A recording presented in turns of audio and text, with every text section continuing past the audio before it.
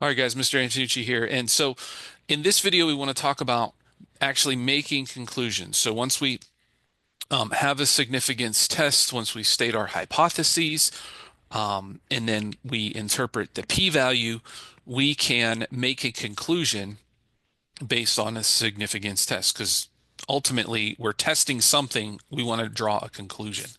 So the first thing that we need to discuss is what we call the significance level alpha.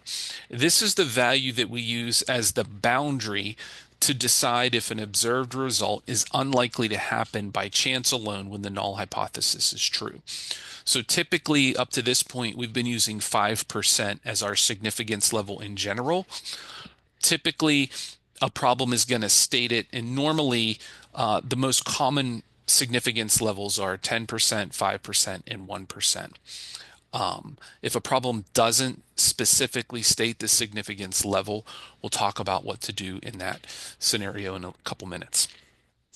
So here's how we make a conclusion. We're going to talk about how to do it, and then we're going to look through an example here. So if your p-value, there's two scenarios that could come up.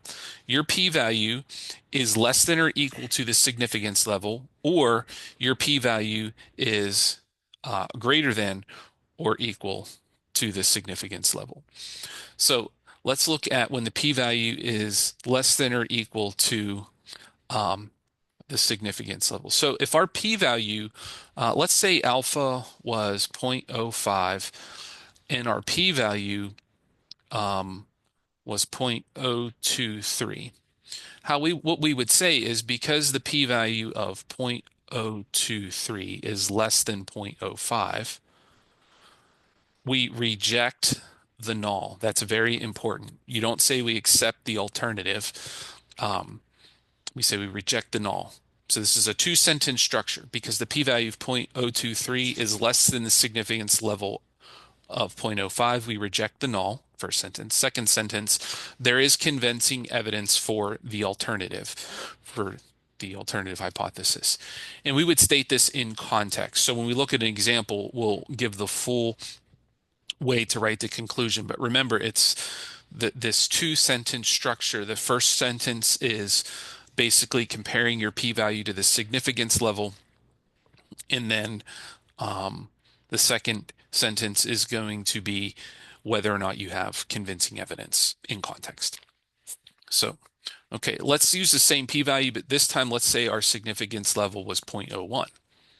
All right, because the p-value of 0.023 is greater than the significance level of 0.01, we fail to reject the null. There is not convincing evidence for the alternative. Okay.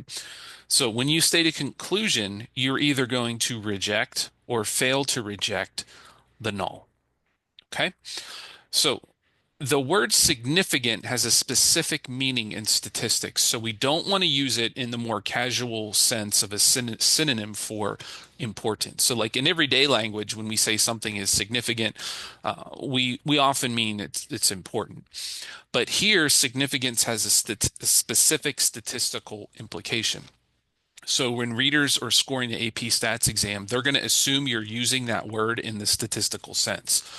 So you should assume that when a question uses the word significant, it means statistically significant. So like if a question said, are these results significant?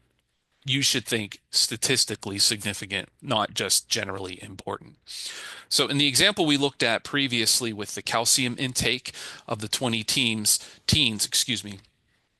we had a mean of 1198, standard deviation of 411. We did the significance test, mu equals 1300, alternative less than 1300. And we got a p-value of 0.1405. What conclusion would we make at the 0.05 level? So here they're giving us the significance level and asking us to draw a conclusion. So it's kind of putting it all together here. So we say because the p-value of 0.1405 is greater than, I'm just going to type alpha equals 0.05, but you can write the word when you're handwriting it. We fail to reject H naught. We do not have convincing evidence that teens are getting less than 1,300 milligrams of calcium per day on average. Okay, even though our sample had was less than the true population or the null of 1,300, the probability of getting a result of 1198 or less was about 14%. Since the significance level is 5%, any probability less than of 5% or less is going to be considered statistically significant. In that case, we would reject the null. But this probability is not low enough to reject, so we say we fail to reject.